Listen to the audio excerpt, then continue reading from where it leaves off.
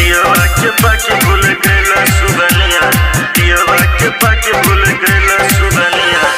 अभी आप सुन रहे अजय ठाकुर को।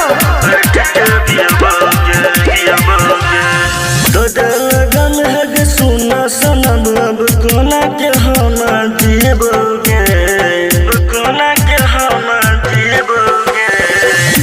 लगन है गे सुना सनम, अब कोना के हम जीवोगे, जीवोगे, जीवोगे। पियवा के पाके भूल गइला सुगनिया, दारू बैठ के पियबोगे।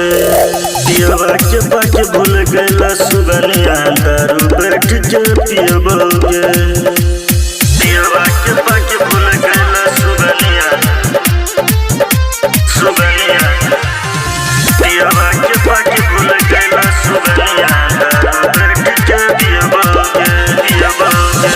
हर पल याद खाली अब तोर जान गे, दिल में दर्द हैया मिलने आराम गे, मिलने आराम गे। हर पल याद खाली अब तोर जान गे, दिल में दर्द हैया मिलने आराम गे, मिलने आराम गे। तोरा बिना अब जियल न जाइया, फाटल कर को नसीबोगे, को नसीबोगे। पियवा के पाके भूल गइला सुगनिया, दारू बैठ के पियबोगे। पियवा के पाके भूल गइला सुगनिया, दारू बैठ के पियबोगे। पियवा के पाके भूल गइला सुगनिया, सुगनिया। पियवा के पाके भूल गइला सुगनिया, दारू बैठ के पियबोगे, पियबोगे। मीठी मीठी बोलिया से हमरा लभइले, कवन कसूर पर अजया के भूलइले, अजया के भूलइले, भूलइले।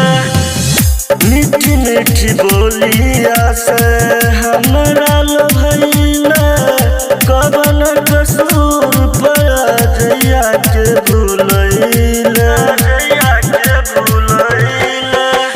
डॉक्टर सहनी रोशन कहे मर जाबो नहीं जीबोगे, नहीं जीबोगे। पियवा के पाके भूल गइला सुगनिया, दारू बैठ के पियबोगे। पियवा के पाके भूल गइला सुगनिया, दारू बैठ के पियबोगे।